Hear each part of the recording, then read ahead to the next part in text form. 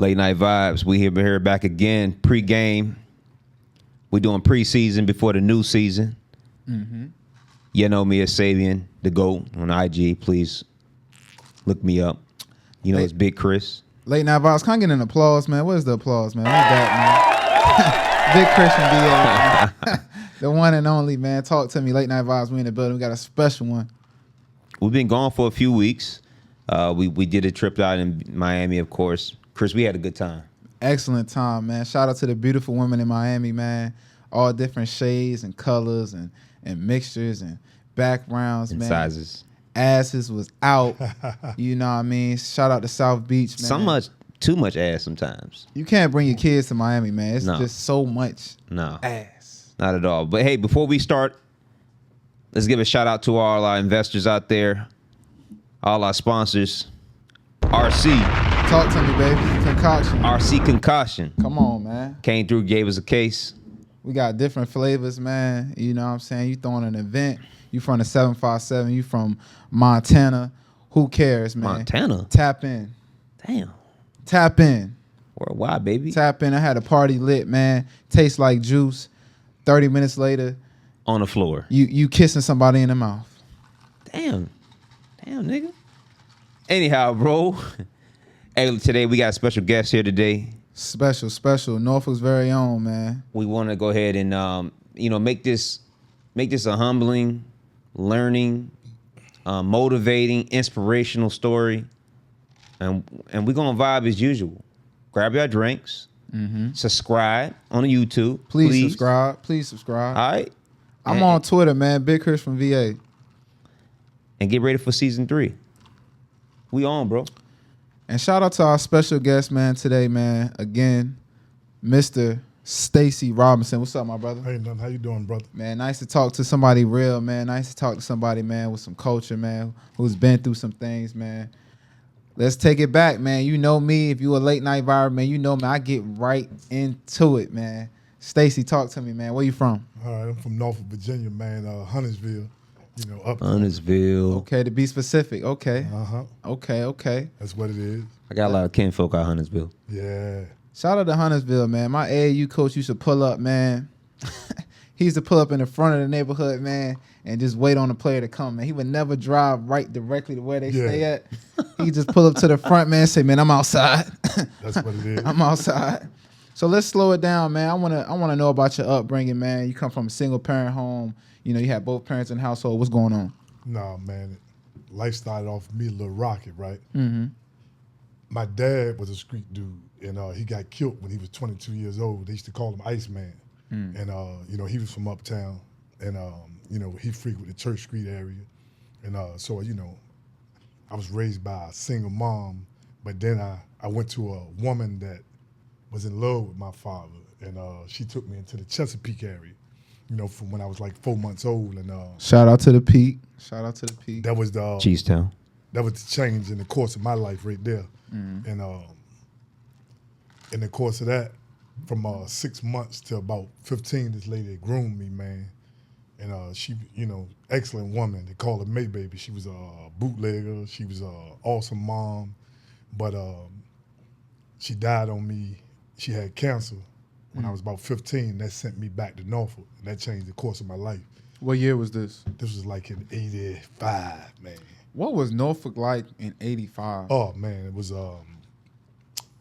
quiet in the sense of the violence wasn't there. You always had, Norfolk always been the epicenter of the 757 and the hustling game. Mm-hmm. And you always had Church Street and Wide Street, what it was called. And, Wide Street, okay. Right, and you had the Longshoreman Hall, which was right on Wide Street back then. It wasn't where it's sitting at now. So you had all these guys that hustled in this area. And I'm a young jit, 14, 15 years old, watching, seeing. And by the time, I was playing football at Granby High School. By the time I was about 17. You had skills, bro? Pardon? You had skills? Oh, man, I was awesome, man. All the way from Furnishing Park, from Pee Wee. Really, I was known for that before I started hustling. Lonzo Morning, all this went to Indian River Junior High together. Okay. Wow. I used to wear number 1, and shout out to Indian River, but everybody, Chesapeake groomed me. Yeah. That's why if you hear a lot of people on my page, Captain Brown, all the sisters that went to Indian River, whenever, they mentioned Norfolk, all the sisters, when I came home, they say, no, here, Indian River boy. They still, Okay. that's my root. Okay. But, the streets of Norfolk made me, but, my heart, is in Chesapeake, But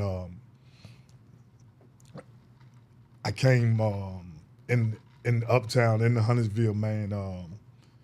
By the time I was 17, I'm knee deep in the street, Did you graduate from high school? Yeah. Okay, what high school you graduated from? I'm at Granby. Granby, okay. Shout out to Granby, man. I got a couple folks from Granby, man. So what made you make this decision that, the street life was all right, man. no other way out, Actually, I went to Norfolk State, too, for 2.5 years before I went to penitentiary. But to answer your question, for me, my mom was, life was difficult for me, man. I had a mom with a lot of depression. My father got killed when I was a kid. Man. She was, she was also on, she had a drug addiction. Yeah. And, I'm there with her. I'm my father's only child, and, 15, 16 years old, you see your mama going through changes. Yeah. And I don't have no father or role model to turn to, so the streets really was my role model. And I'm fighting out here in the street trying to do right, but at the same time, having a lot of influence around me, in these neighborhoods, man. It was it started off, hustling to survive. But then hustling turned into, I'm doing more than survive, I'm thriving. Then I started, taking over the city. I'm seeing, the benefits of me hustling. By the time I was 18, man, I'm sitting on $200,000-$300,000, so it's hard for me to get out the street now. Can't take cash out. Take an 18-year-old kid, they ain't had nothing. Yeah. Now he got everything. $300,000 for a young guy's like, you Millions to him. neighborhood rich. What type of like what was your style in the street? You got the ace who's real low key, smooth. Or you flashy like Rich, Alpo? What type of guy were you? See, I'm gonna give you some game on that. Alpo came through here in like 88, 89 to this city. A lot of people don't know that. He came down the beach. We ran him out of here. Wow. That's how he ended up. I know Wayne Purr. I know the dude he told on. In DC. But we ran him out the city. Some broads from New York put me on a lick on him. Oh shit. Yeah, but What year was this? this was like in 89. 89. Yeah. I was this born. But I got, if you look up, I'll show you some pictures later on, but I got all the cars they got in paid in full. I got all of them. I was the first dude in Norfolk. Really in Virginia, I had a photo convertible Benz that I had transitioned into that. I took a Benz, sent it to California out there with Ice Cube them and got the top cut on it. Talk that And talk. turned it, Talk that talk, Stacy. Paid 10.5 to get a top cut on a photo Benz. 10-5. Yeah. Talk But- that talk, Stacy. Let me hear you. But when we going back to your initial question, man, is me getting pulled in the street. It was it started off with a lot of older dudes, from Huntersville. They start off sunning, and at the end of the day, a lot of these guys are older than me. Mm-hmm. I'm green, but I end up having all these dudes working for me in the end because I transitioned. Because of the dog in me, I understand what they was doing to me. But I mastered the game over top of them. A lot of these dudes was getting high. They started, they 35, 36. I'm 18 years old. You're not smoking. You're not drinking. I ain't you just doing getting nothing. money. I'm starting to get money. And the flashy part, I always been a dresser, even when I was in high school with no money. Yeah. So, my swag was already there. See, I was a trendsetter. Dudes used to come from New York here. They come with the big Timbs, the baggy jeans, but then, I'm poloing it and, the duck heads and the polo slacks. Them dudes start seeing that. Really, they start folding into our groove down here. See, Tidewater. I can believe that. No, Tidewater, believe me. It's just different now. When I came home, really, I was through off balance because Tidewater always had his own swag. We always had a thing about us, man. We not Southern, and we not Northern. Facts. I say that all the time. We sat in the middle. Yeah. That's why we got, a lot of my homies, they used to be like, Sonnin and Ben, but for me, it was always, what's up, cuz? What's up, Stick, man? So we always had our own thing here. And I never deviated from that. Even when we had a fluctuation of Jamaicans and dudes coming from out of town, I always stayed true to the city. You know, and I always told my homeboys, yo, this the lick, man. You know, we don't need nobody from out of town to do nothing for us here. Facts. Speaking on, you know, your time when you was at your top of your prime, I would say in the streets, what other guys, if you feel comfortable talking about, like, I got beautiful brothers, man. Yeah. Some of them doing life right now. Kenny Speed, that was like family to me. You know, he terrorized the town. You know, he was a brother. He was, you know, really he was honorable, but he was a murderer at the same time. He was doing his duty. But bruh, me and him had a special relationship because of his mother and my aunt. Growing up, you know, he always had love for me. You know, and you had Troya, you had boy Chris Jones from Roberts Park. You had God Bless the Dead. You had Tom from Park Place.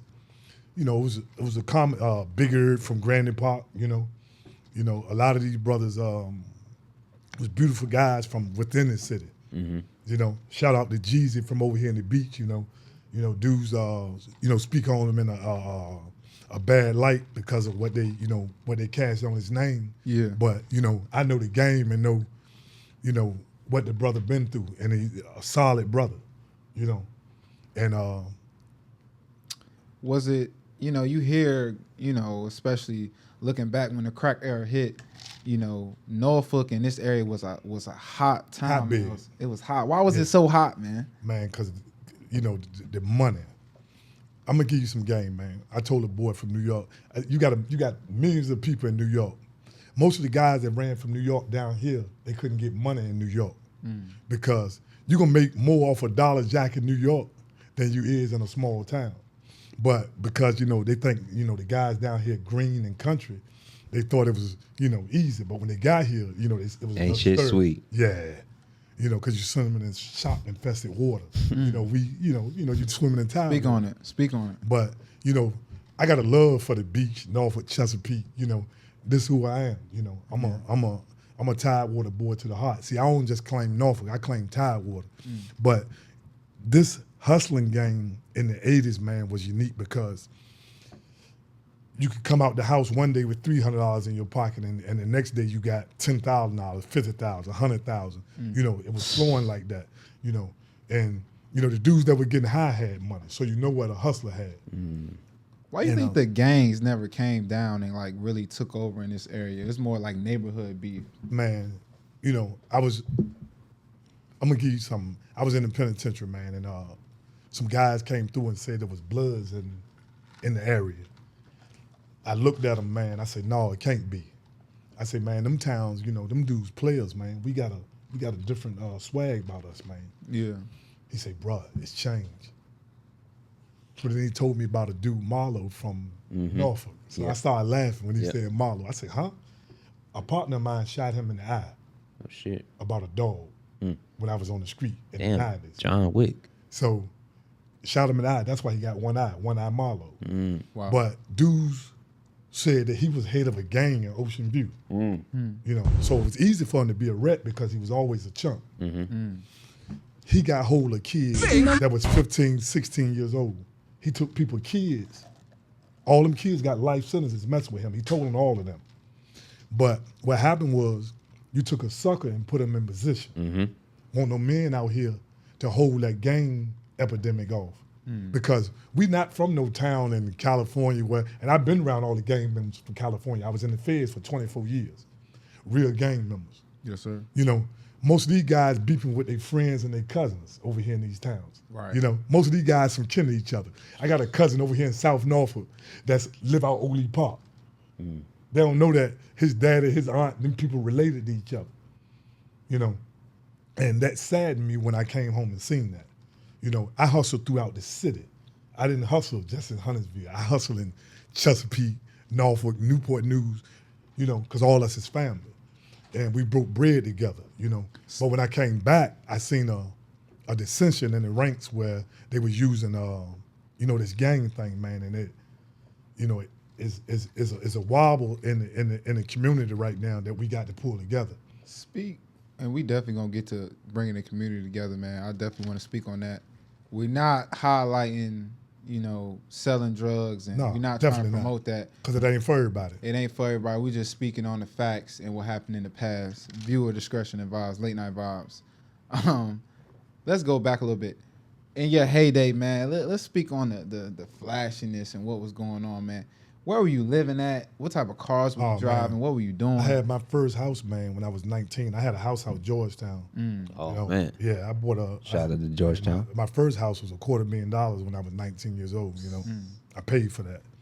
And, I was in Norfolk State, I brung Norfolk State into the city. Yeah. Norfolk State don't mean with the town now. You paid your tuition cash? Ain't no question. But when I was at Norfolk State, man, look, the first time I ever stepped in a student union building, right? Listen to this story. I stepped into a student union building. I was 18 years old. I got a 190. I got a 190 Benz. It's girls from D.C., New York, Florida. So we sat in the auditorium, and I sat up in the back by myself. And we went out on a break, and I went to the car. I got about 25,000 around my neck. I got on a $10,000 bracelet. So the girls from out of town, from New York, they thought I was from Harlem. I said, no, I'm a country boy. I'm from Norfolk. They started smiling. But none of these girls want to go home once they get to Norfolk State. Once they got round the boys from the town, they seen this. We used to call that back gate on Norfolk State the booty gate. The booty gate. And we're going to pull them cars up. They're going to see it. And we get them a car show in the town. It was different, man. What year was that? Oh, you talking 89, 90, 91. I told you, I crashed the Greek Fest. The last Greek Fest, the real Greek Fest we had here. Man, shout out to the Greek Fest. We need to bring that back. Oh, man, we need to bring it back. I crashed the last one they had here. Big Daddy Kane, you had all these dudes down from out of Big town. Daddy Kane. I pulled that photo convertible out on their ass downtown, right? They couldn't believe it. Girls walking down the street with camcorders, flashing titties out. It was crazy. I'm a young kid, the temper fade, running around, man. It was a different experience. Man. He said the temper fade. God, yeah. The swag was different. And I think, man, for me, I won't never really a dude that was loud or boisterous, because I always let my swag speak for it. I had partners. One time I'm at Norfolk State. I got a 560 Benz. My lawyer Robinson, we had just got him one.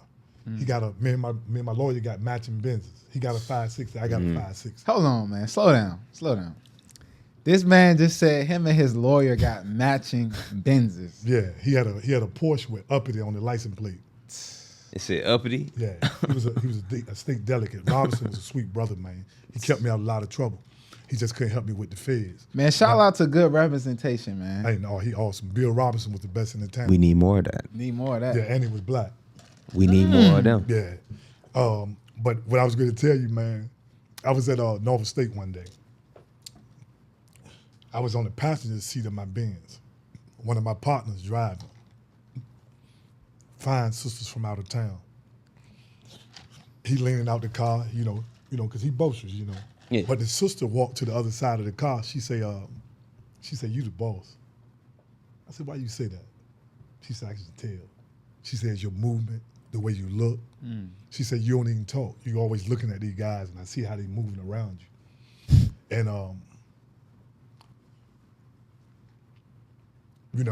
the Kappas and the Qs on campus, they was fighting over me. And my swag was this. I didn't need a fraternity because I'm the fraternity on the campus. I'm the party. When I come on the campus, I'm the party. I couldn't come in Joe Echo Arena. They got a basketball game in there. When I walk in, all the heads gonna turn. I knew it. All the AKs, the Deltas. Frank Lucas. Because I knew, the swag. I got the money. I got the command of the city. And so when you start getting 20 and you got $1 million now, you got massive amount of work. You can touch. You touching basketball money. I'm hanging out with Bruce Smith, Sweet Pea. Holyfield come to the down. He hang out with me. You got Teddy Riley and all them dudes. Teddy Riley. When I come in the mall, they signing autographs, but the girls that see Dream and Letters say, hold up. But they know I'm coming to spend the money. You know, I'm touching $33,000 a day in the street. So how My money ain't big? had seconds. You feel me? How big was your operation? Are we talking? It can't be small time. You know, nickel and diamond. Man, What just- level we talking about? You just out the village, man. I'm gonna touch every day $32,000. Now you know I'm in Portsmouth, in Newport News, but I got a spot that I run from 8 o'clock in the morning to 9 o'clock at night. I'm gonna get $32,000 a day off this block. But what I do is, I got a team of dudes that pitch for me. So He's making yearly I got salaries, 4-5 bro. dudes that pitch. So with these 4-5 dudes that's pitching, right? You can Google this on YouTube. And you pull Stacey Robinson up, 1992 drug kingpin, it'll pop right up, the whole case. Late night vibes, man. One But- and only. But what happened was I got 4 dudes that pitch. I got 5-6 lookouts on the block. But I got Monday, Tuesday, Wednesday, Thursday, Saturday, and Sunday. I give them the most lucrative day, Friday. They might pitch on Friday 50, 60 grand. But I let them pitch $10,000 to each man a day on a Friday. Friday, whatever they make on Friday is them. If they pull 60 grand, they split that up between the team. But Monday, Tuesday, Wednesday, Thursday, Saturday, and Yours. Sunday is me. Did you ever run into any problems? I'm sure. in It's the always street. problems because when you got swag and you gonna see, we come from a cutthroat town. When you got swag, man, and you got a movement, you know, you gonna have your haters too. See, everybody ain't loving you. You know, you gonna have your sharks that's saying, man, I got to have a piece of this guy. You know, I've been shot 3 times, man. You know, but I also did a lot of damage. I got dudes in wheelchairs. I done punished a lot of shit too. Tell me about the time you got shot. Oh man, dude shot me about a girl, man. I never forget it. I was 18 years old. I was out Grandy Park, and I had a Cherokee. I had a limited edition Cherokee with Louis Vuitton inside. And I'm parked in the back of the park, right? Hold on, man. Bro is speaking my language over there. Hit the money, man. Yeah, I piped everything with the Louis Vuitton inside. The money machine, bro. All jokes aside, though, man. You know, I'm a young guy. Beautiful sister too. She was a beautiful girl, man. Beautiful project girl. She's from Grandy Park. Dark skin joint. No, she was mixed. Named Penny, man. I loved her. Yellow bone. And me and her brother used to get a little money together. And I'm in the back of the park, right? And the dude must have spotted my Cherokee out Grandy Park. I'm 18. My name ain't, I got a name, but I ain't full-fledged in the game yet. Yeah. So I never forget this, man. I come out the house. I'm walking towards my truck and I heard it because it was quiet. I heard a shotgun click. It hit me in the arm right here. shit. The 9 hit me here. So when I heard, I said, whoa. Shit. But when it hit me, the shotgun hit me, boom, it spun me. The 9 hit me, boom, it spun me. I had sense enough to try to crawl in the bushes. But her brother jumped out the window, a second floor window, with a 9 and backed them up off me. By the time they shot me, that shit traveled to Huntersville. The whole village out there. Looking for him. When I make it to the hospital, the police everywhere. The hospital is filled up with police, but the boys from the village is out there. They already on the job. I come to the Casablanca that night. No, the next night I come to the Casablanca with some Super Tims on, and I'm limping on The crutches. next night. The next night. But that was the start of who I was gonna be. That same dude couldn't live in the city now because I'm coming. I'm getting my money up, but I'm also putting pressure down. You understand? So now I'm hunting that dude. You take a bad shot with a shotgun, this leave the city, bro. Yeah. Like- But my shot wasn't bad. The same dude got put in a wheelchair. Tough money. And so that was the start of who I was gonna be. You know, and my swag, man, was such that, you know, I ain't looking for no trouble, but I ain't ducking no trouble. You know, because I like money. I ain't no killer, but don't push Right. me. Because money and violence don't mix. You got to try to be a finesse player. A dude told me in the penitentiary one time, he said, you want to be a gorilla or you want to be a finesse player? A gorilla don't last in this game. You know, because you only could gorilla so long because you're going to meet another gorilla. But a finesse player, see, he lasts a long time. You know, they gave me a life sentence when I was 22 years old. They gave me life sentence when I was 22 So yeah, years old. let's talk about the other side of this game. We talk about the flashiness, the cars, the beautiful women at Norfolk State. You that guy. I got 8 baby moms. I know about beautiful women. Sheesh. Gorgeous. I got 8. Let's talk about your time and your ultimate demise. What happened? How did you get set up? Tell me about All right. I got They picked me up on 2 murders and abduction. Oh shit. I beat the 2 murders, I beat the abduction, but they caught me with about $800,000 in cash, and I had an auto mechanic shop. They took the money out of my auto mechanic shop. Some dudes told on me.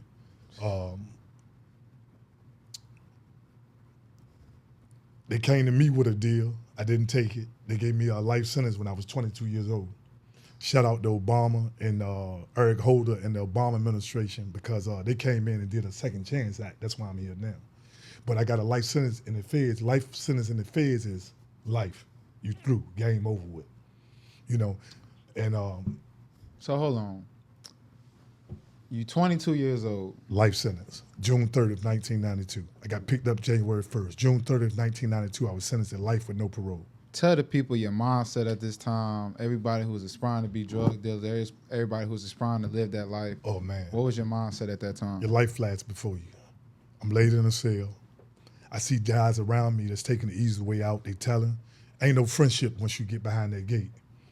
All right, you know, excuse the French, niggas that say they love you, they your dog, but you know, when you the captain of the ship, you know, that ship starts sinking. You know, everybody start grabbing their own life rafts. You know, every man for itself. You know, I didn't take the easy Niggas route. ain't loyal. Niggas ain't loyal. I ain't take the easy route. I did 24 years. Listen to me, 24 years, 6 months. A lot of pain, a lot of suffering come with that 24 years, 6 months. A lot of scars. All right. What jail were you at? Oh, I went all around the country, man. I started off with one of the worst penitentiaries in the country. It's in Pennsylvania called Lewisburg. They call it the Big House. John Gotti came through there. You got Al Capone was sentenced there. Al Capone. You know, a lot of guys came through this here. It's a slaughterhouse. They had, when I fell into it, it was a race ride going on in 1994. Between who? And the whites and the blacks, the Iron Brotherhood and the blacks. But you got the Mexican mafia. I'm gonna give y'all something. I'm gonna get back on topic, but I noticed Do down your here in the thing. South, a lot of people don't know. See, Mexicans and blacks don't mix. No. See, they don't. See, down here in the South, you know, people, you know, be hollering the plug, this, that, and the third. You know, Mexicans don't like blacks. You got Serranos, you got the Mexican mafia. You know, they got a green light on blacks in the federal system and in California. I want to get that cleared up. Arabs don't like blacks. They eating off the black neighborhoods. They I don't taking out think money out. nobody liked the blacks, Right. man. When I Because look right at now, it. blacks not even liking blacks. We got to pull that together. But I'm gonna give you something, man, about this game. 1992, I was sentenced to a life sentence, June 30th. Lights out. Lonzo Mourning uncle slept right beside me. His name was Foots. He was a bank robber. I love him. Larry Silver. I never been locked up before. He gave me the night before I got shipped off to prison, he slipped a note under my bed. He said, a wise man can play the part of a fool, but a fool can't play the part of a wise man, Stacy. He said, when two dudes arguing from afar, you can't tell who the fool is. He said that last night. He said that last night. He said, ain't no sleep. I came to him. I said, man, I'm tired, man. He looked at me. He said, I'm going to give you some game about this here right now. He said, these white folks ain't going to give you no time out. He said, once you caught, once you Nat Turner, it ain't no time out in prison. You can't throw the sign up and say time out and say, mama, hold up, come get me. You dealing with men that don't care about your life, don't give a fuck about you. Excuse my French. No, you good, bro. You're going to have to tough it out. You're going to have to gut it out. You in here around real gorillas. You got to figure this game out now. This going to determine who you going to be, what you really cut from. See, that street shit don't matter behind that gate. You know, because everybody got a story to tell. Everybody was a dog in their town. You got Chicago niggas. You got Louisiana, New Orleans. You got New York, California. You got Alabama guys. You got players in Alabama. You know, because every ghetto is alike. Ain't no hood tougher than another hood. I agree. So you saying at 22 years old, I'm sentenced to a life sentence. you know what I'm saying, you're sentenced to a life sentence. No way out. And at 22 years old, I think we all can relate in here that, I think, you know, at 22, I'm not a grown man. I'm just getting I'm a there. baby, man. Right? I I'm a don't need- baby. Sure. So what is the mindset going into a room full of grown-ass men that been there for a hot-ass minute? What is the mindset going into a 22-year-old man? Like, shit, what do I do? What is the first thing you did? You lost, you confused, but I think growing up in Norfolk, it gave me a little edge. I got off the bus with all fishes. We walking the cells, and you looking at these men in their eyes, and you can see. And a brother from Kansas City, Missouri, named Mark. He was a bank robber. He also was a killer in the penitentiary. I was pushed to a cell to him, to his door. He looked at me. He said, "Where you from, man?" I said, "Why?" He said, "I like that." And this brother took me, gave me game to survive the penitentiary. And I started thriving in the penitentiary, man. And I came home from the penitentiary with $20,000. And Damn. How you do that, man? how you do that, bro? The hustle don't stop, man. Either you gonna swim or sink in the penitentiary. And it's the same game, it's the same survival. I didn't have nobody sending me nothing from the street, so I had to learn the game in the penitentiary too. And I mastered that. And it didn't come with no bumps and bruises now. Don't think, it's plenty fighting, it's plenty scars, it's plenty hurt that go with that too. Because everybody can't do it. Can we just speak on your mindset for a minute? I mean, I think, you probably think at a level, your IQ is probably so high. You ever thought about like, man, what if I was like a CEO of a business or something? I'm going to tell you what Regina...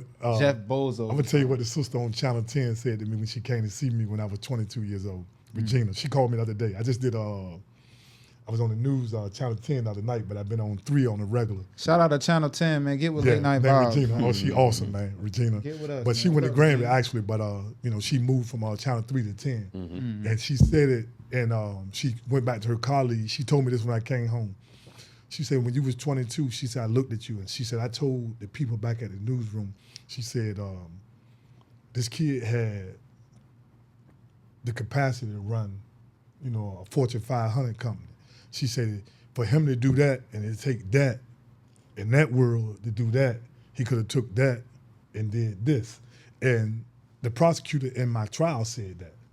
She said, Stacy used all his wits, for the wrong thing. But I said I used all my wits for to survive, because I can tell you brothers that got degrees and they knock on doors, and a white boy can come with that same less degree and they'll turn the brother away that got the degree. 100%. Brown University did a study while I was in prison. A brother without a record went for a job and a white boy went for a job. The white boy with the record got the job for the brother that had the record, didn't have a record. Now you take a brother that got a felon, is difficult him, because it's almost like being in England when they used to put the scarlet S on your forehead. But it's an F over here in the United States of America. Now you take being black from the ghetto and you got a felon. You got to fight 2 times as hard. I came home from prison, never worked a job. I made $65,000 every year I've been out here from working. That's my wits. Let's get to that. You in your years in jail, 24 years, man. Let's speak on like the last 5 years, man. Where were you mentally? Were you just accepting that, hey, I'm in prison for the rest of my life, or were you still trying to fight? I tried to come home from the day that I got in, man.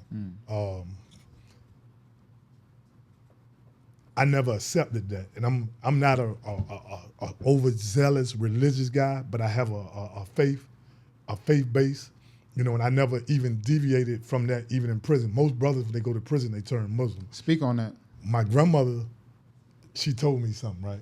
I'll never forget this. I'm gonna share this with you, man, and it's strong for me. Yeah. She gone. I didn't live to see her, home, but she told me Rest her something. soul. She told me something on the phone. I said, Grandma, I'm through. She said, don't say that. She said, and I'm not a racist, but she said, them white folks don't have the last saying, Stacy. She said, God planted his footsteps on the sea and the earth. I said, Grandma, it's deeper than that. She said, don't never tell me what is deeper than. Right? I said, okay. She said, now chant something with me. Psalms 40. She said, I waited patiently for the Lord. He inclined unto me and heard my cry. He brought me out of a horrible pit, out of the mirrored clay, and he set my feet upon a rock, and he established my goings. He put a new song in my heart. Many shall fear it and see it and trust in the Lord. I waited patiently for the Lord. He inclined unto me and heard my cry. I chanted that for 24 years, man. Even when she was dead, I slept with Psalms 40 under my head. And Psalms 23 that she read when she was a girl. The Lord is my shepherd, I shall not want. my tattoo. But these things that I chanted, man, and I believed in that. I believed in this woman. Now, and we're going to halt right there. I'm not over religious. I still got my shit with me like any other human because I'm a survivor and I'm going to make it shake.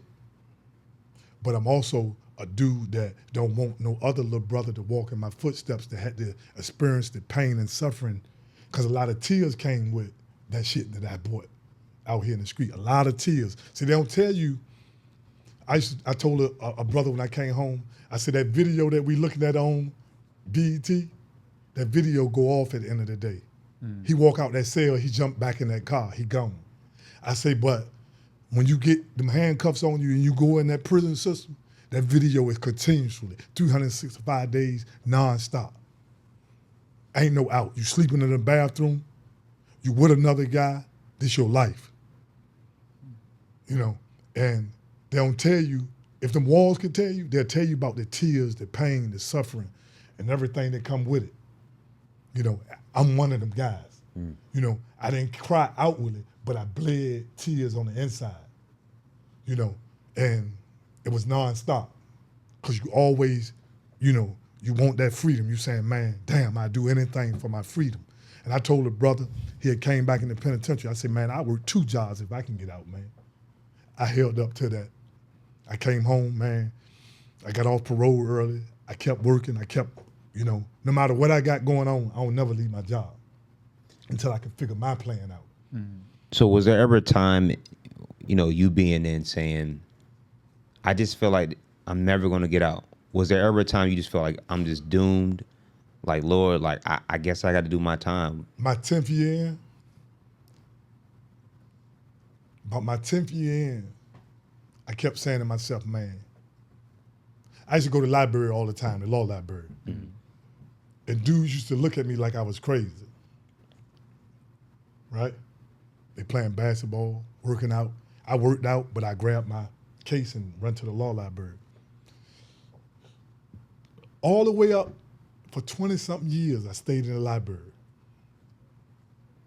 We had a brother come into the White House. Listen to me. Listen how fate line up and the stars line up. Obama came in the White House, but he brought a black attorney general with him, Eric Holder, the first black attorney general of the United States of America. He told the white cops down in Ferguson, he said, I'm the first black attorney general of the United States of America, but I'm also a black man. That was when that boy Brown got killed down there.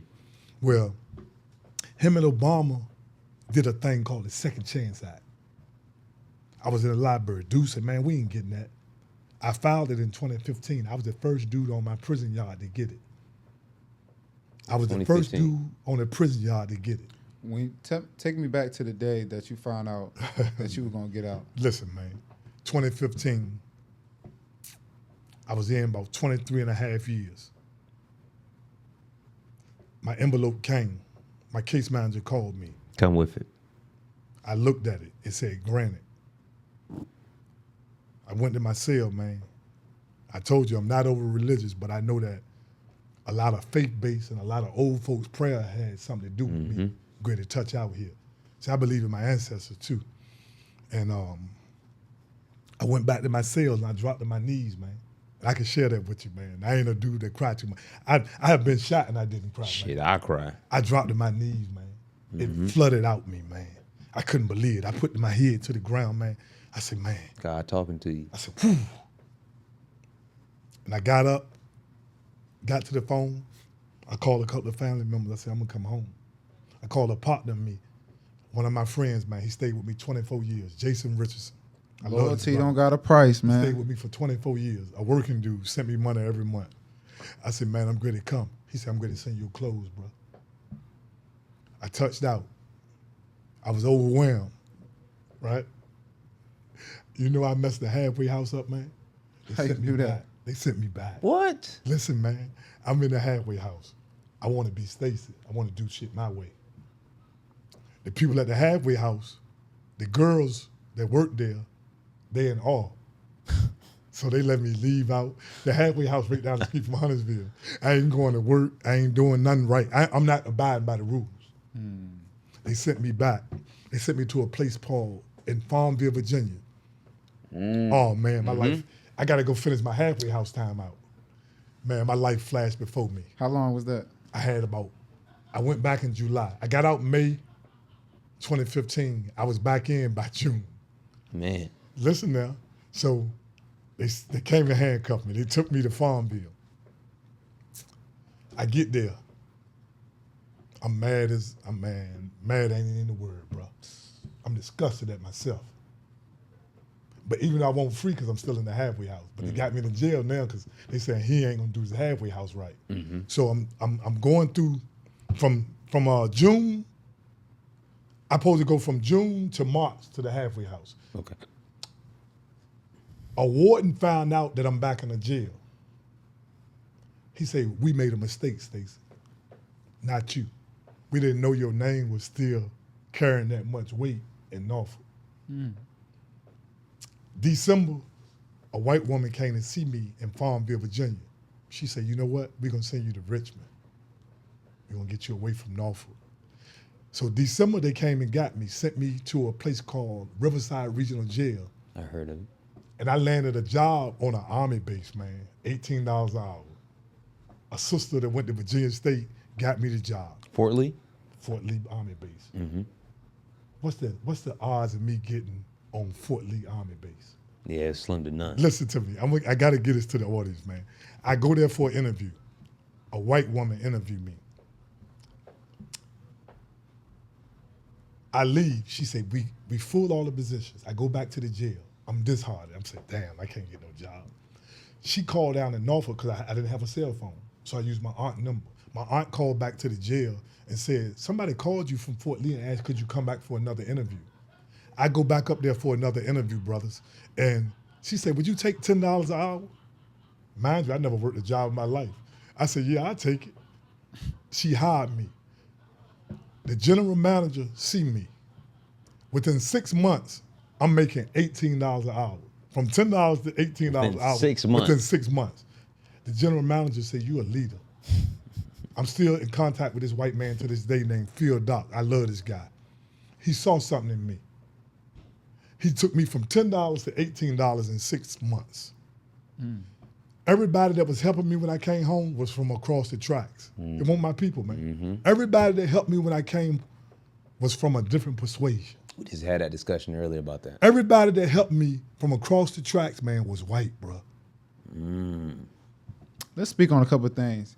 One, it's just good to hear some positivity that, you know, maybe Obama has something to do with helping you get out of jail. Man.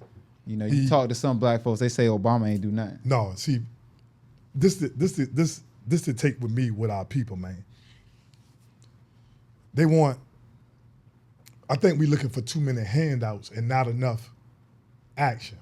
You know, you got people that come to this country that can't speak the language, and they thriving all around us. Got more money than people that speak the language. Got more money than people that speak the language. I say this when they say this about Obama, man. Obama was a beautiful brother with a lot of swag. What he should have did for us was this. He should have gave us hope that we can be any and everything we want to be. Every time I seen that brother scroll across the stage with that little limp that he had, I knew he was black. I knew that he was from this culture. You know, with that little limp he had. You never seen that before. I never seen it. He had awesome swag. So we should have been puffed up with pride that out here in the street that we don't want no government handout, that we can do anything. No, I'm glad y'all touched on that because I wanted to ask, because to your point, Chris, is a lot of people do feel like Obama didn't do nothing for us. You really the first person I ever heard say, yo, you know, I knew about the act, but I don't know nobody that impacted, right? Correct. Yeah. So the things that we're looking for him to do, you know, obviously everybody always say reparations or, you know, they do stuff to help other communities that's supposed to lift everybody. So I do think we might be looking for a handout, but there was no legislation outside of what we're talking about now, the Second Chance Act, that really impacted us, our people. All right, I'm gonna touch that, and I see where you're going at, and I agree to disagree a little bit, and I see exactly where you're going at. They passed legislation for Latinos. They also passed civil rights acts for gays, which affected our community because they got more impact than black males. You know, you could do something to a gay person on a job, and I'm not, you know, homophobic or whatever they may have going on, but they have more power than a black male in this country. I agree with you 100% on that. That's and a fact. Obama done passed that legislation, the LBJ. I agree with you. But what I'm looking for me, for a black male, what he gave for me was more important than legislation. That I could come out the trenches. That Booker T. Washington, W. Du Bois, pull yourself up by the bootstrap type of thing. I'm a believer in that. I don't believe, you know, my method might be different from somebody else's method, but I'll pull mine out the mud if I get to.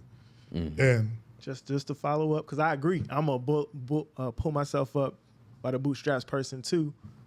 But and just I'm playing devil advocate. And I understand. Shout I know out to where Late you Night at. Vibes for letting me speak on their platform. Oh man, all day long, bro. Anytime. Damn, I wanted to shout y'all out because everybody don't let me speak. But Obama is just, when he first got elected, the first term, I cried. Because like you said, bro, I know what you mean. never thought I Facts. would see that. I'm only 34 and I Right. My never grandmother thought said I'd it. see that. Right. We were like, yes, we did it. We got you in there twice, bro. Twice. And But like you said, most of the legislation, none of it was for us. it didn't trickle down to us. Yes, I agree and, with you on and that, instead bro. of it being and it was supposed to trickle down. That's what his meant. Like you know, Matter they say, was. But tide raise all ships. But playing devil advocate, you had and not getting off topic, but you know, it's good to have educated black men. I educated myself in the penitentiary. For sure. Definitely. But to play devil advocate, you had a Republican House. dominated house. Oh no. So Yeah, if we the gonna things talk to that politics, it was hard for him to get that stuff through. right, so he couldn't pass nothing But through. they let everything through for everybody right, else, and they right. have executive But it was about. orders. But you gotta go back to this. And I'm just Go arguing, back, sorry. go back to the Constitution of the United States, and then you're gonna understand why all these white cops get off on Oh, killing no, the for black sure. males. For sure. Remember this, and I'm gonna give you this game. I'm gonna tell y'all young brothers this. A black man has no rights that a white man is bound to respect. For sure. That was in the Constitution of the United Sure, States. yes. Who you think the paddy wagon was prevented for? Who you think the slave catchers was out to chase? Oh, those were the police. All right, now Sure. go to modern time. Yes. You take a boy out the Navy. He from Iowa. You put him in Norfolk. He don't have no relation to the community, no ties. He don't understand me as a black man, so he gonna shoot me first. Yes. You know, just out of fear. You know, so for me to say that, man, the penitentiary groomed me for what I'm seeing. You understand? It groomed me. I never been so upset in my life, man, until the day that I suffered a lot. I seen George Floyd laid on the ground with a knee on his neck. I had a knee on my neck for 24 years. I couldn't breathe. Bars. You know, nowhere in hell should I have been in the penitentiary for 24 years for no violence, for drugs. You understand? But it happened. The day that I looked at that TV and I seen George Floyd laying on the ground, and I seen that white man with his knee pressing on his neck with a smirk look, hands in pocket, I seen every African-American male in this country laying on that ground, and I felt helpless that I couldn't jump around that guy's neck and take him off of him. So, but then I go back to all my brothers that can't breathe in the United States of America. You go in that penitentiary, you can see brothers in there doing life. They can't breathe. It's everywhere. And I say this with pride, man. You take,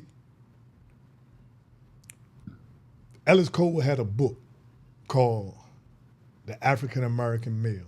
Everybody want to be that nigga, but don't nobody want to be that nigga. See, everybody can listen to the rap music, Imitate the culture. imitate the culture, Dress but at the end of the day, they can turn that off and go back to being who they is. The Chinese boy, the Asian boy, the white boy, the Puerto Rican boy, they go back to their community. But us, see, we living in the skin that we in. That's our sin. We can't get out of that. So, you know, Obama, mixed boy, in Hawaii, he said a white woman grabbed her pocketbook in the elevator with him, not knowing that he was going to be the future president of the United States of America.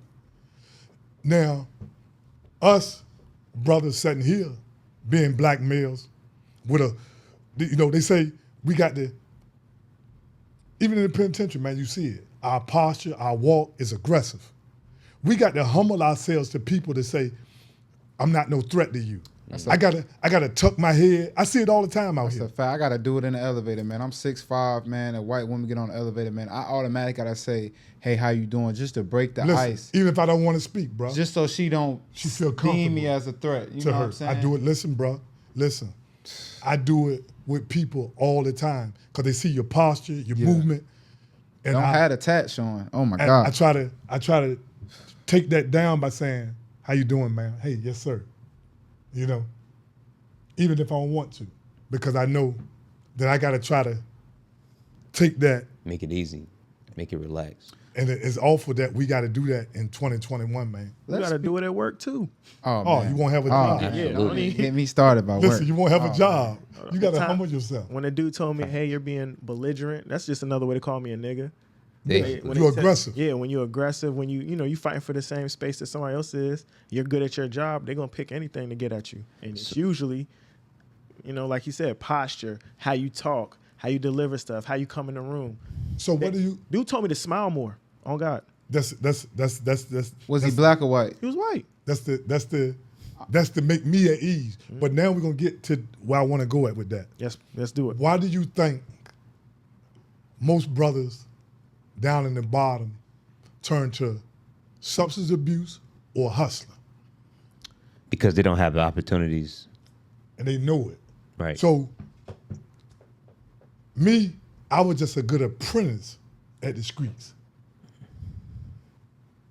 And when you fighting for your life down in the bottom, man, you knocking on doors and you hitting doors and the opportunity is not there for you.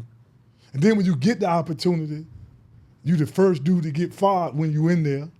You're not gonna get the raises that you supposed to get for the hard work that you putting out.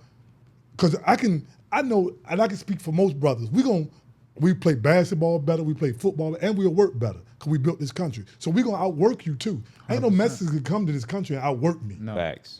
My people built this. So I know I can outwork you, but you're not gonna give me my just due for the work that I do. Correct. So most of these brothers see it easier and an easier route to turn to the street. Facts. And you got to look at the culture. I think it's more cool to say, "Hey, I sell drugs," than, "Hey, I work at Amazon." But it's more consequences with selling that drugs. But that's what I'm saying. Amazon. The culture has made it more cooler to be in the streets than have a regular job. But I told a dude all the time, I came home, man, I got a brand new SS convertible Camaro from working. I got a brand new Dodge Ram black on black Hemi, big tires from working. But I put more work in. I do 14 to 15 hours a day. Oh, man. Hold on. Say that again. I do 14 to 15 hours a day. Listen, man. I never work. I'm pulling 65, 70 grand down. I got the same swag. I got the same clothes that the dope boy got. I can go in anywhere. And matter of fact, the girls could feel the energy off me and know that, he knows something, But I think that brothers under a false impression that the sisters need that. They don't. I want a woman that can believe in me and think that, I live with me out the flight bag in the wilderness, eat dandelions, but know that I got the potential to make everything go right, and pull with me. And that's what a black man is. And if given the opportunity, I know that we can do that. But I think that we got to bring more positivity around these guys and show them that swag, show them that, man, you don't got to have a whole bunch of something to have a whole lot of nothing. And taking this money and taking what you got and using it and putting it in the right places, you could do a lot of stuff with it, So speaking... Go ahead, brother. So speaking on the right places, you have your mentorship program called Kind. Uh-huh. Speak on how did that even come about? What was the mindset? Like, how did you even decided that I need to go out here and mentor these young brothers? I lost a son while I was in prison. I got a son that's in prison. And And I seen countless other young guys getting murdered out here in the street. And my thing was, how could we, save some of these guys? And I was on a job, and I was around a young brother. He was making $10, and he was lost. And he was like, man, I said, what you gonna do with yourself, man? He was going to graduation. I talked him into going in the Navy. He passed the AVAB test, went to Chicago, took the training. Nice. Then I said, man, shit, I can help a couple more of these young guys. Mm-hmm. So I went to a couple of pastors. I said, man, I'm trying to start a nonprofit. And a lot of the pastors turned their blind eye to me. But I'm gonna tell you something, I kept going back. And Olive Grove Baptist Church, I like to shout that out in Norville, Pastor Williams, awesome. I went to him and I said, man, I went to a verse in the Bible. I said, about the dude, the beggar, he laying in the alley, and the priests and the Levites, they stepping over him. He stepped back from me. I say, now I'm gonna bring you up to speed about the priests and the Levites. I say, you go to every corner in America, you got little black boys that's laying in the corner and they blood spilling in the street. I say, the deacons and the pastors on Sundays, they stepping over top of them dead bodies, hopping in their cars and going about their business. I said, but here I'm a po' boy out the penitentiary. I said, I looked down at my brother's blood spilling in the street. I picked him up. I took him to the tavern. I told the innkeeper, any debt he incurred, I pay it. He looked at me. He said, come see me. From that day forth, me and this pastor built a relationship. He's 70-something years old from Louisiana. His brother got a life sentence in 1950. He said, Stacy, I know everything you're saying. The rest of the churches, they didn't call out. I went to a white church, pastor and wife. He said, I understand what you're saying. They helped me start a 501c3. What's the 501c3? That's to get your nonprofit. It's hard to get. I got it.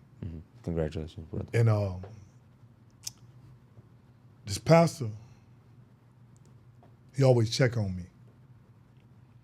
I had a cousin got killed since I've been home.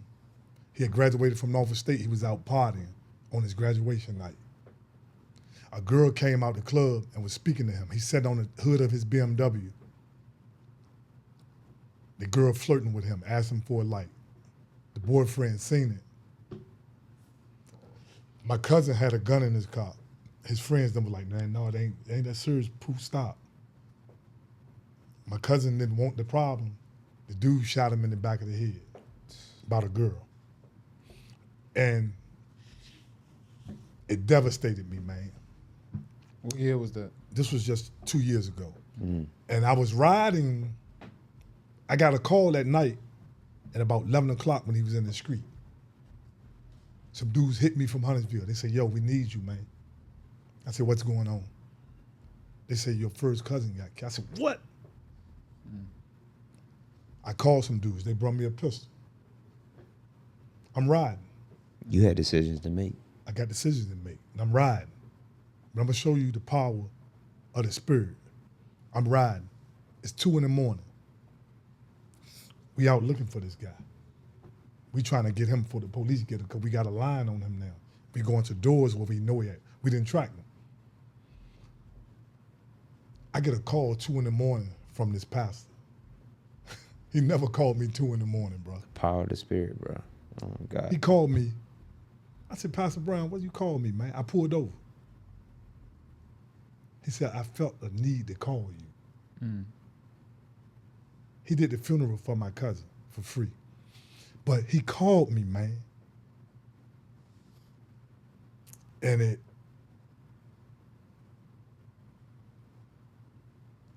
was unbelievable. And I pulled over and we talking. He said, something told me call you. And he did that, man. And it changed something for me that night. And like I told you, I'm not perfect, man. I'm still out here fighting, you know. and I'm trying to get out of that wobble. You got to understand, when you go to prison, man, and I want all young brothers to know, you leave a part of you behind that gate. Don't nobody come from prison, man, unscarred. It take a lot out you. And don't nobody tell you nothing else. It take a lot out you. It scars you. It take a piece of your soul every day. So to come home and to master rebuilding yourself, you ever seen that thing in the Bible where it say the valley of dry bones? And you got to assemble this black man back together again. That's what Farrakhan used to say. He said you got to take this guy and assemble him again.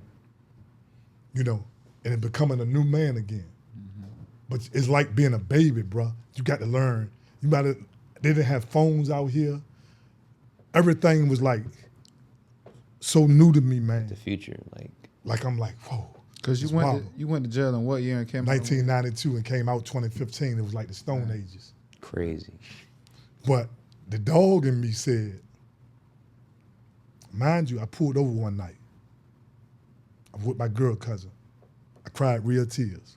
I don't want a lot of people to know that, but I cried real tears. I cried. Hey, it's manly to be a crime, man. I said, man, whew. I told her, I said, I'm overwhelmed. She started crying. I said, but I got this. And I started figuring shit out.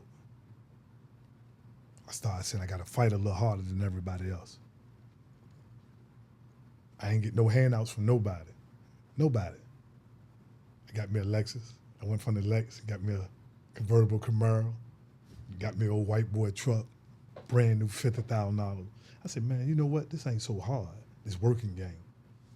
I said, man, build your credit, hustle that up, get that straight, get your life in order, you know. And when I started figuring things out for myself, I knew that I could make a change. And I said, damn, I got to come back and show the brothers behind me this format. Because there's no roadmap coming out of penitentiaries to say, this the rule book, this going to help you. Man, they just kick you on your own. Get out here, ain't no help. Figure it out. We got to have something in place for the guys coming home from prison and the guys that's out here in it that don't have a roadmap to figure life out. Think about it. You fatherless, mother, in the projects, no skill set, you're going to get murdered out here. You're going to kill somebody. You're going to penitentiary. You're going to rob, you're going to steal, you're going to cheat. But I'm looking for a group of people that get together and say, man, we're going to show these young guys throughout the 757 some hope that you can do this, you can be anything you want to be, and we're going to establish you. Because if you're doing good, I've never been a hater, man. Never. If you're doing good, I can do good. If you thriving, I can thrive. We can thrive together as a community. You know, and that's the big pet peeve with me, to try to figure this puzzle out to stop all these little bodies from getting holes in them, man. Where can the people find you, man? Where can they get in contact with you?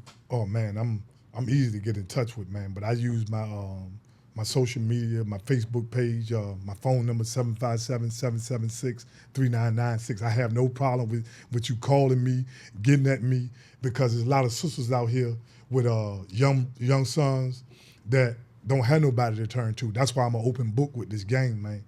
You know, I done had sisters reach out to me where I done bought kids' clothes, man, out my pocket. Honorable. You know, I done had babies get shot out of Huntersville that was 30 days old. She was 30 days old, man. Got a bullet put in her body at 30 days old. She hadn't been on the earth but 30 days. You understand me? So me being a street dude, how you think that make me feel to see my hood allow a 30-month-old baby to get shot? You know, and you don't have a lot of resources. And then you fighting for your own life too now. Don't forget I'm fighting for myself too now. Because if I don't have a health in me, I can't help nobody. That's real. And that's the shit that drive dudes to the street, man. Because you looking at, and I don't mean to get off topic, but you looking at city officials. You got a black mayor. He got a funeral home over here in Norfolk. You know, and you starting to ask yourself, man, Is you people really with us, man? That's interesting. A black mayor with a funeral home. Why would he own a funeral home? That's where the money's at. It's That's like where he's the money investing in, in this death. you know what I'm saying, in the death of the area. So he ain't gonna try to do too much to stop crime. You gonna do too much to stop this violence. He wanted to keep going so I can get more money. Because every time about it, I'm a funeral home. I won't buy You it. making right? 10K or more off of one person. Sure. If the city got to pay for it, you still profit. Yeah. Somebody got to bury that body, and sometimes it's at the expense of the city. So to wrap this up, man, because I'm loving the story. I'm loving the motivation you giving to the people, Yeah, you man. should write a book, bro. I'm loving the honor you giving out, man. What advice do you have for young brothers, you know, don't know what to do, maybe kind of in the street, got a foot in the street, got a foot, and trying to be legit?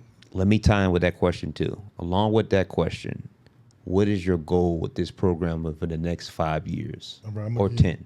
I'm gonna turn it all into one Yeah. solid answer, man. To you, I advise all young brothers that got 1 foot in the street and 1 foot trying to find a path. It's better to pick up get you a trade, get you a drill instead of a gun, get you some tool belts, get you a skill set. You'll thank me later. The streets don't have no retirement plan. It ain't no out in it. I'm fighting from behind the 8 ball, man. I don't have, ain't no social security in the street game, man. You gotta put you a plan together. You gotta formulate you some type of vocational training, get you something that's gonna give you something to teach you how to eat. And my plan is, the bigger picture with me for kind is to get like a job corps setting inside the city where I can get with plumbers, electricians, cooks, firemen, and we can teach these black guys some trades, apprenticeship them out, get them out in the workforce, teach them independent living, get them a bank account, teach them how to pay bills, teach them what credit is.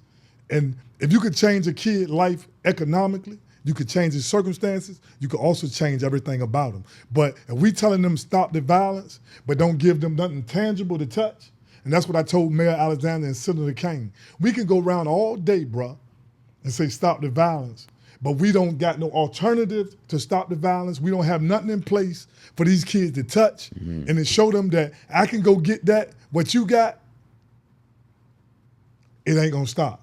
And we got to get out in these communities. We got to get brothers like us to touch bases and find a way where we ain't just talking it one day, but we get together, we pool our resources.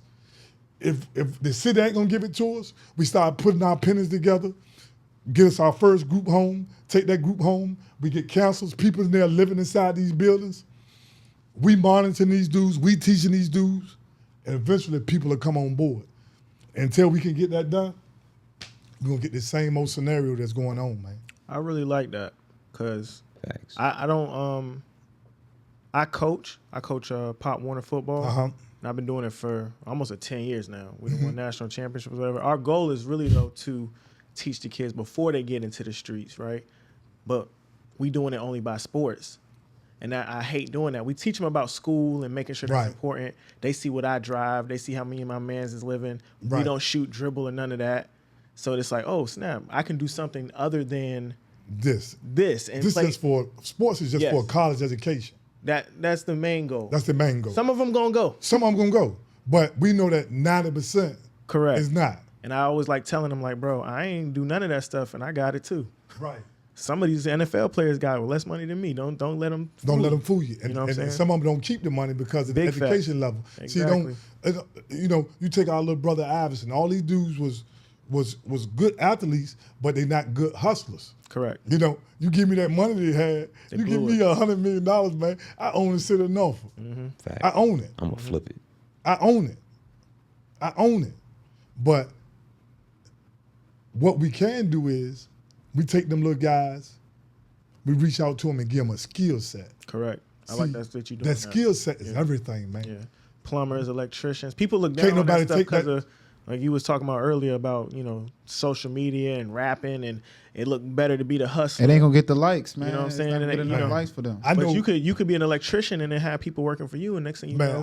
I know people out here with electrician companies. Exactly. I was up in Fort Lee, man. I seen a white boy come on base, man, and he took a liking to me And I went back to his house, man. This dude was living in a $300,000-$400,000 house. He owned this electrician company. And he was trying to teach me the game because I didn't have a skill set. So he showed me how to take the wall sockets out. He taught me about balances. And I don't have an education in this, but I can go up there and change that balance. By listening, learning, I can go in and change that wall socket out. I learned this about the 3 ways and picking up and shooting that plumber thing through. But I say this, I was up in Hopewell, Virginia with VA cars.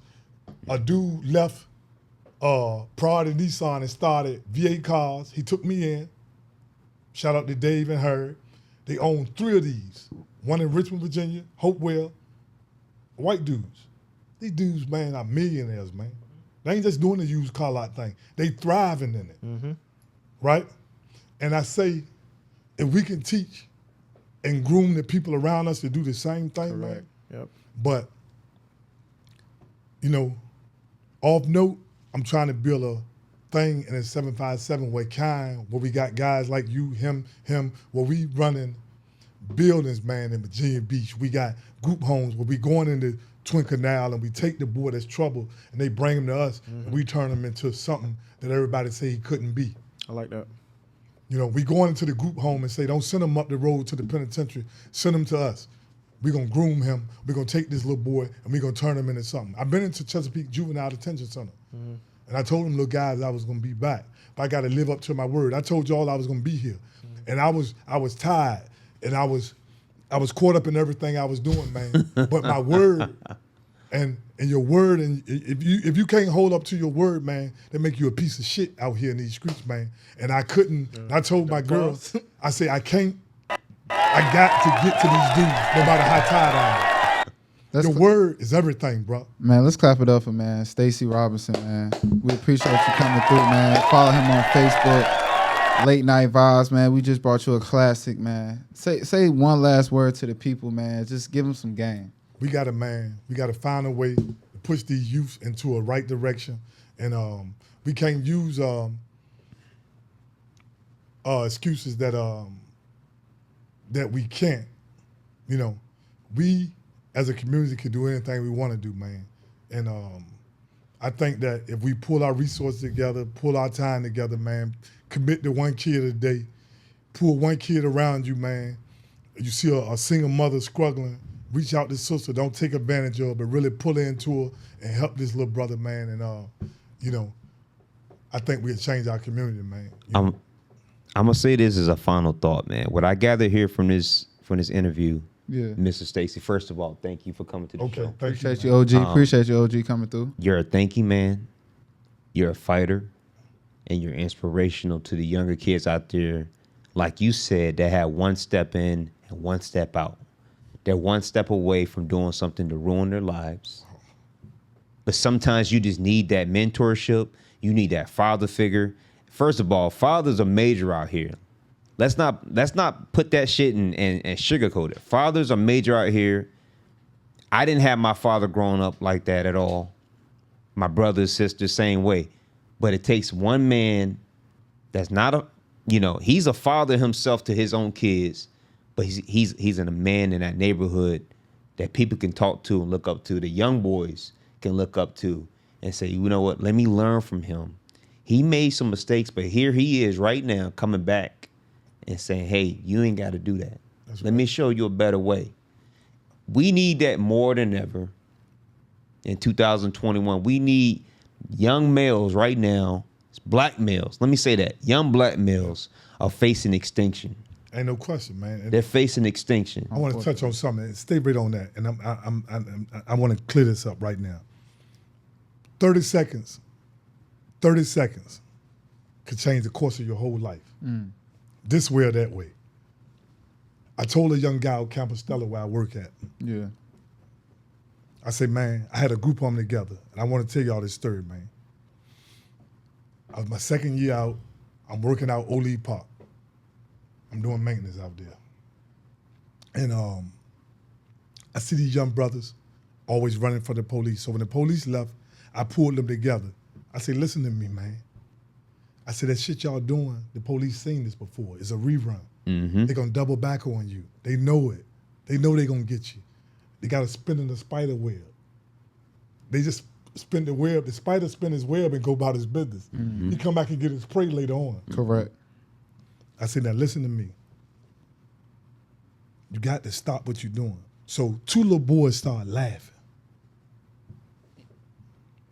It was about 5 or 6 of them there. I looked at one of them, and I turned to the one that I knew was friends.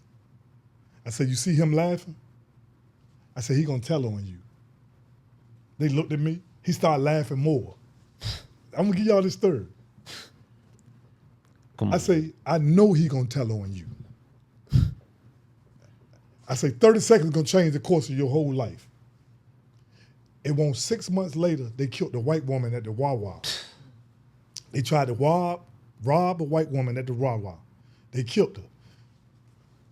The one that was laughing told on the other one, right? So I took the other 4 back that was out there. I said, you remember when I told y'all about that? It was on the news. You can pull this case up. It was on the news. They was from Campbellsville where I work at. So I'm talking to the other guys. I said, you remember when I told y'all that, man? They quiet. I said, but y'all ain't finished yet. I said, y'all ain't finished yet. One of the other little ones in the group got killed on Campbellsville Road by the Happy Mart. Man, Happy Mart. I love this little boy, handsome. Got him in my phone, it hurt me. Now 6, 7 other ones, I got them together. I came out there, talked to him about the death of the little guy, and we kicking it. Just about 4 days ago, one of them got shot 4 times, and another one got killed. Listen to the trend, man. Listen to the trend. Another one got killed. One got shot up 4 times the same night. 14 and 15 years old. Listen to the guys we losing that could be saved. The community that come out, stop the violence, rally, hold the sign up for a day. We go back to but we becoming desensitized to the violence. We accepting this as the norm for our community. But when the police officers shoot a black guy, the whole black community, they came out, white folks, everybody came out in the streets. Now I'm gonna give y'all something, and I'm gonna end on this, and I want y'all to hear me. Black Lives Matter. And hear me out. 50 dudes got murdered in Chicago in one day. Probably July 4th weekend. 10 dudes to 15 to 20 got killed in Baltimore. 4 in Norfolk, 10 in LA, 5 in New York. We losing more black guys every year than they lost in the whole Vietnam War. Why ain't this a public issue? This is a public health crisis. Because the blacks are killing their own. That's why. Right, so it's being kept quiet. Yep. You understand? But I also hold my community accountable. We not out in the street saying, yo, we gonna single you guys out and get y'all out of our community. Y'all not wanted, man. Talk about it. Y'all not wanted here. We ain't telling y'all not to hustle. Y'all are doing crimes and come shoot up the whole community, shooting our women, our kids, and our babies. Y'all not wanted here, bro. There used to be a code. Y'all not wanted here, man. And we not saying that. We being silent on this. They didn't want to tell about a 30-day-old baby being shot. They was being quiet about that. But they'll tell on me about selling drugs. But you scared to tell about a dude that shot a 30-day-old baby. There's something wrong with that, bro. There's something wrong with that picture, man. And I'm saying that us as a community, man, we got to do better. We got to come out and find a way to pull this. We should be blocking streets off right now. It should be national attention getting brought to the 757 saying, not the police, we don't want y'all here. It ain't cool to shoot that pistol, man. It don't give you no swag. How many bodies you got that giving you swag, man? That ain't macho to me, man. Oh, man. How many babies, you taking care of your family? That's thugging to me, man. Oh, man. That's a gangster to me, man. I highly agree. How you putting food on the table for that girl, man? How you taking that girl out the project? Show me a gangster, and I'll show you one that's taking care of his family, man. Wise words from Stacey Robinson. Wise y'all words brothers, from man. Stacey Robinson. More Life Wellness Concoction, Diamonds and Roses Boutique, Kadeem, the GOAT, Just another media company. Just Another Media Company, Sabian the GOAT, Big Chris from VA, aka Chris Hanson. We in the building, man. Late Night Vibes, man. We appreciate you. Another classic. We out. Part 2 in the way. Appreciate you, OG. Love y'all brothers, man. Thank you, brother. Appreciate you, Appreciate OG. you so much.